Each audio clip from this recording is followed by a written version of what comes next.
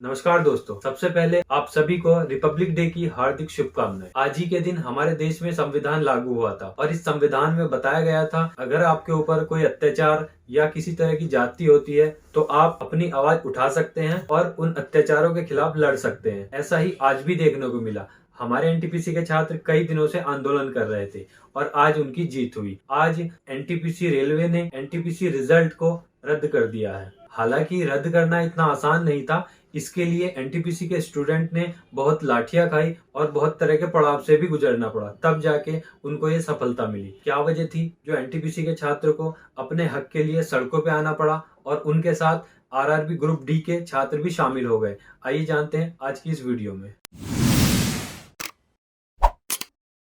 28 फरवरी 2019 को एनटीपीसी ने 35,277 वैकेंसी के लिए एक नोटिफिकेशन जारी किया। इसमें दो तरह की वैकेंसी निकाली गई, एक 12वीं पास के लिए और एक ग्रेजुएशन पास के लिए, और इसके फॉर्म मार्च 2019 तक भरे गए। और इसी के साथ 12 मार्च 2019 को आरआरबी ग्रुप डी के द्वारा 1 लाख से भी ज्यादा वैकेंसी निकाली गई। ये वैकेंसी 10वीं पास के लिए निकाली गई। उस समय पे 15 दिन के अंदर लगभग 1.5 लाख के आसपास वैकेंसी निकाली गई और सभी छात्रों के चेहरे पे एक मुस्कान आ गई। लगभग 1.5 लाख की वैकेंसी रेलवे में दी जा रही है। सभी छात्र खुश होने लग गए और सोचने लगे कि इस बार हमारा सिलेक्शन हो ही जाएगा। जो पहले से तैयारी कर रहे थे या जो अभी से लगे हुए थे। कुछ लोग मानते हैं कि एक चुनावी दांव था।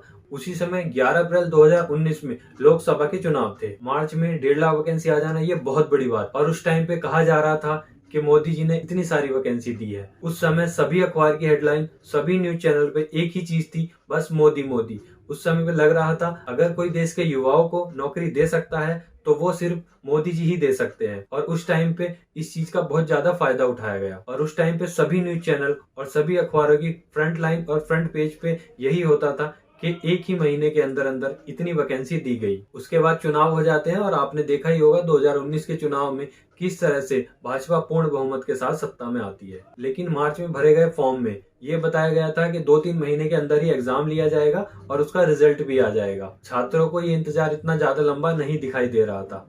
लेकिन 2019 बीत जाता है, कोई भी नोटिफिकेशन नहीं आता है, ना ही किसी एग्जाम को लेकर ना ही किसी चीज को लेकर। उसके बाद 2020 आता है। 2020 पूरा कोविड टाइम में बीत जाता है और फिर 2021 जब आता है तब सभी छात्र आरआरबी ग्रुप डी के और एनटीपीसी के सभी छात्र लग जाते हैं कैंपेन के द्वारा कि सरकार को जगाया जाए और हमारा एग्जाम कराया जाए। ये कैंपेन ट्विटर के द्वारा बहुत बड़े आंदोलन के रूप में सामने आया था। उसके बाद 2021 में एनटीपीसी एग्जाम कराता है। एग्जाम होने के बाद 15 जनवरी को रिजल्ट डिक्लेयर किया जाता है। जब रिजल्ट आता है तो केवल 11 गुना स्टूडेंट को ही आगे प्रमोट किया जाता है, यानी कि केवल 11 गुना स्टूडेंट को ही सीबीटी यानी कि कंप्यूटर बेस्ड टेस्ट के लिए एलिजिबल माना जाता है और बाकी सबको फेल कर दिया जाता है। लेकिन जब नोटिफिकेशन जारी किया गया था तब कहा गया था कि हम 20 गुना स्टूडेंट को पास करेंगे, लेकिन ऐसा नहीं हुआ। केवल 11 गुना ही स्टूडेंट को पास किया गया और बाकी जो 9 गुना लोग थे वो वहीं पे रह गए। यानी हम अगर इस तरह से देखा जाए तो 20 गुना का मतलब होता है लगभग 7 लाख से ज्यादा स्टूडेंट को एलिजिबल माना जाना चाहिए था। लेकिन हुआ क्या, केवल 11 गुना लोगों को ही आगे के लिए एलिजिबल माना, यानी कि केवल 3,80,000 लगभग को ही एलिजिबल माना गया और बाकी को फेल कर दिया गया। लेकिन एनटीपीसी का कहना है कि हमने 20 गुना छात्र ही लिए हैं। फिर बाद में पता चला कि एक स्टूडेंट का नाम 2 जगह भी है या 3 जगह 4 जगह तक भी एक स्टूडेंट का नाम वहां पे आ रहा है। यानी कि जब नोटिफिकेशन जारी किया गया था तो 12th बेस पे अलग वैकेंसी थी और ग्रेजुएशन बेस पे अलग वैकेंसी थी। जिसने ग्रेजुएशन किया था वो 12th में भी एलिजिबल था और ग्रेजुएशन में भी एलिजिबल था और उसका एग्जाम केवल एक ही हुआ था। तो जो अभ्यर्थी ग्रेजुएशन किया हुआ था उसने 12th लेवल पे भी अप्लाई किया हुआ था और ग्रेजुएशन लेवल पे भी अप्लाई किया हुआ था। अब उसका नाम ग्रेजुएशन लेवल पे भी आ चुका है और 12th लेवल पे भी आ चुका है। यहाँ पे 12th वाले जो थे वो केवल एक ही जगह अप्लाई कर सकते, जिसने ग्रेजुएशन नहीं किया था वो केवल 12th लेवल पे ही अप्लाई कर सकते थे, तो वहां पे वो पीछे रह जाते हैं। अब कुछ लोगों का नाम 3 जगह भी है और 4 जगह भी एक ही व्यक्ति का नाम है। ये इस तरह से है जैसे कि ग्रेजुएशन लेवल या 12th लेवल पे ये ट्रेड दी गई है, जैसे ट्रैफिक असिस्टेंट या फिर गुड्स गार्ड। इस तरह की जो ट्रेड्स हैं, अब बताया जा रहा है कि हर एक ट्रेड का एग्जाम अलग अलग होगा और हर व्यक्ति को अलग अलग पास किया गया है। यानी कि जो ग्रेजुएशन वाला स्टूडेंट है वो 12th में भी पास है और ग्रेजुएशन में भी पास है और वही व्यक्ति अलग अलग ट्रेड के लिए भी पास हो जाता है। उसके लिए 4-4 जगह पे एक ही व्यक्ति का नाम है। इस तरह से ये टोटल अभ्यर्थी केवल 3,80,000 के आसपास होते हैं। इसी बात के लिए एनटीपीसी के जो 12th वाले छात्र थे, उनका नाम कहीं नहीं होने पर वो सड़कों पे उतर आते हैं। अभी तक आंदोलन शांतिपूर्ण चल रहा था। उसके बाद एंट्री होती है आरआरबी ग्रुप डी वाले छात्रों की। जी हाँ दोस्तों, आरआरबी ग्रुप डी की वैकेंसी भी मार्च 2019 में ही निकाली गई थी और ये वैकेंसी एक बहुत बड़ा नंबर था। लगभग 1 लाख से भी ज्यादा वैकेंसी निकाली गई थी और 1 करोड़ के आसपास इसमें फॉर्म आए थे। लेकिन इनका भी इसी तरह से 2019 चला गया, 2020 और 2021 भी चला गया। फिर इन्होंने भी इसी तरह से ट्विटर पे कैंपेन किया और एक आंदोलन के रूप में अपनी बात रखी। फिर आरआरबी ने एक एग्जाम की डेट फिक्स की। 23 फरवरी 2022 को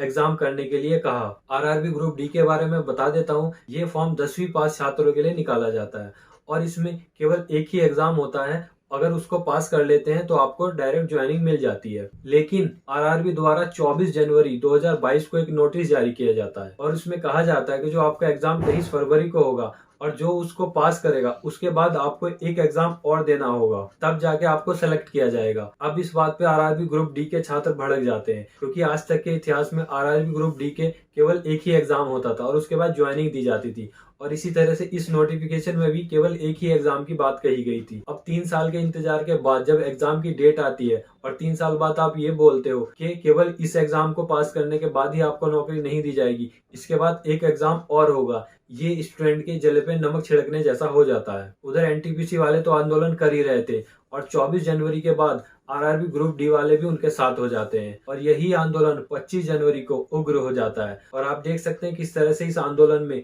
ट्रेनें जला दी गई और रेलवे लाइनें बंद कर दी गई। कई ट्रेनों पर इसका असर हुआ और फिर पुलिस हरकत में आती है और किस तरह से लाठीचार्ज किया जाता है।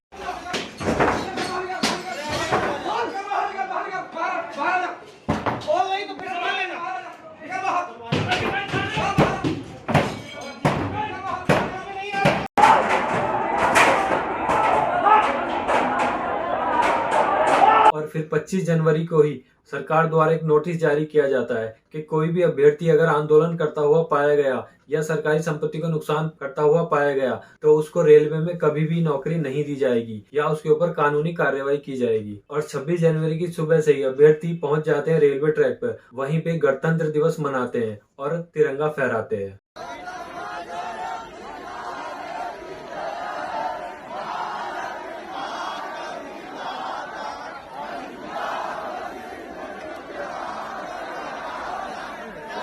उसके कुछ समय बाद ही खबर आती है कि एनटीपीसी ने रिजल्ट को रद्द कर दिया है और जो आरआरबी ग्रुप डी की होने वाली परीक्षा थी 23 फरवरी को, उसको भी पोस्टपोन कर दिया है। उसके बाद सभी स्टूडेंट घर चले जाते हैं और अब देखना ये होगा कि रेलवे आगे क्या संशोधन लाती है, किस तरह से अभ्यर्थियों को फायदा मिलेगा, ये तो आने वाला वक्त ही बताएगा। फिलहाल आज के लिए इतना ही।